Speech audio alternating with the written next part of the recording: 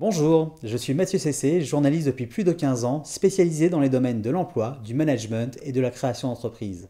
Je suis également cofondateur du site academic.org. Nous allons aborder aujourd'hui une question bien précise. Comment trouver un emploi sans diplôme? Bien sûr, avoir des diplômes reste préférable pour décrocher un travail. Toutefois, ne pas en posséder n'est pas une fin en soi. Vous devrez par contre tout miser sur vos compétences pour y arriver. Si vous êtes dans cette situation, dites-vous que vous pouvez tenter de réaliser un bilan de compétences. L'objectif ici est de définir ce qui vous plaît et le type de travail dans lequel vous pourrez utiliser naturellement vos meilleures facultés. Réaliser un bilan de compétences fait partie, selon moi, des 3 grandes règles à respecter lorsque l'on cherche du travail, à savoir se faire accompagner par des missions locales, associations, etc., définir un projet professionnel et enfin vous rendre visible. Ce dernier élément est indispensable à l'heure des Twitter et autres LinkedIn, Viadeo et Facebook. Lorsque l'on cherche un travail sans diplôme, il y a généralement 2 cas. Ceux qui ont envie d'étudier et ceux qui ne le souhaitent pas. Pour les premiers, il existe plusieurs possibilités. Par exemple, les personnes ne possédant pas le bac peuvent tout de même accéder à des études supérieures grâce à un diplôme d'accès aux études universitaires. Seule condition, avoir 20 ans et 2 ans d'activité professionnelle ou 24 ans au minimum.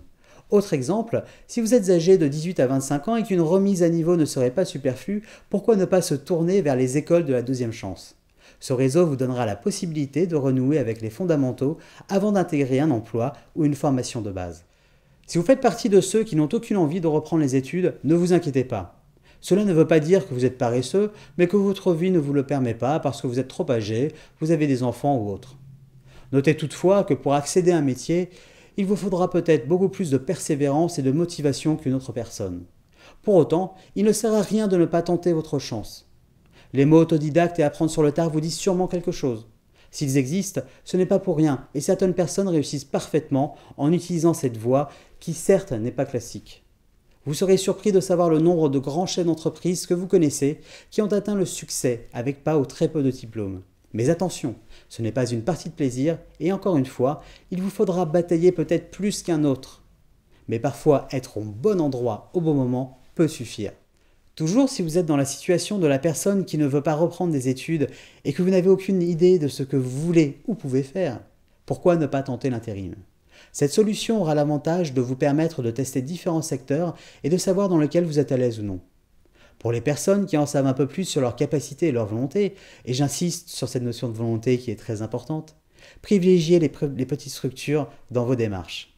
Elles seront peut-être plus enclines à vous accompagner et à vous former. Dans tous les cas, lorsque vous avez acquis une expérience, de 3 ans dans un secteur par exemple, pensez à la VAE, c'est-à-dire la validation des acquis de l'expérience. Elle vous permettra, comme son nom l'indique, de valider une expérience, ce qui pourrait bien vous servir dans le futur pour votre propre parcours. Vous le voyez, trouver un travail sans diplôme est possible. Patience, courage, persévérance et motivation seront vos maîtres mots. J'espère que ces conseils vous seront utiles. Bonne chance à tous.